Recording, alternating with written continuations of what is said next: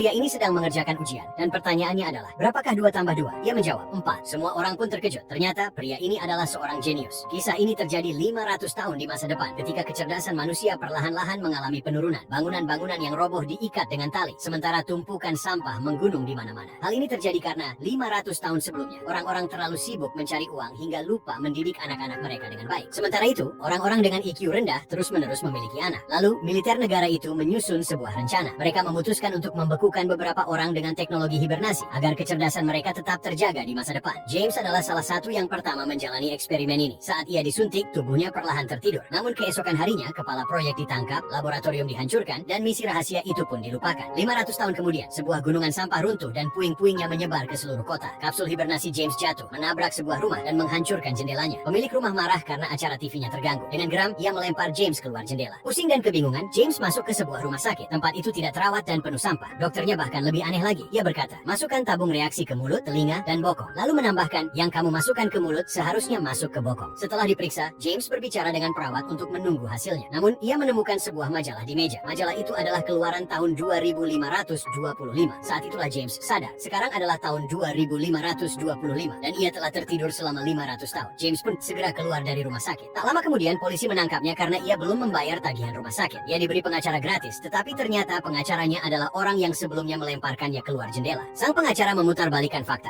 dan menuduh James masuk tanpa izin ke rumahnya serta mengganggu acara TV-nya. James pun dijatuhi hukuman 200 tahun penjara. Sebelum dijebloskan, ia mengikuti tes IQ. Pertanyaannya adalah, berapakah 2 tambah 2? James menjawab 4. Namun ia langsung dijatuhi hukuman mati karena jawaban itu awalnya dianggap salah. Tepat sebelum dieksekusi, James mengatakan kepada seorang penjaga bahwa dirinya sebenarnya sudah dibebaskan. Anehnya, penjaga itu percaya dan melepaskannya. Ia kemudian berusaha mencari mesin waktu untuk kembali ke 500 tahun sebelumnya. Ia hampir sampai ke lokasinya, tetapi ketinggalan kereta dan akhirnya tertangkap lagi. Kali ini, ia dibawa ke Gedung Putih karena presiden saat itu mendengar jawaban 2 tambah 2 dengan benar. Presiden memanggil rapat nasional dan mengangkatnya menjadi Menteri Pertanian untuk mengatasi masalah panen. Namun ketika dia sampai di ladang, ia melihat bahwa tanaman disemprot dengan soda, bukan air. Ia berkata kepada orang-orang bahwa tanaman membutuhkan air, bukan soda. Ia memerintahkan agar hanya air yang digunakan untuk menyiram ladang. Perusahaan soda itu pun gulung tikar dan banyak orang kehilangan pekerjaan. Hal ini membuat masyarakat marah dan berbalik menentang James. Beberapa hari kemudian, tanaman mulai tumbuh subur di ladang. Semua orang menyadari bahwa James benar. James pun dihormati atas kecerdasannya dan akhirnya diangkat menjadi Presiden Amerika Serikat.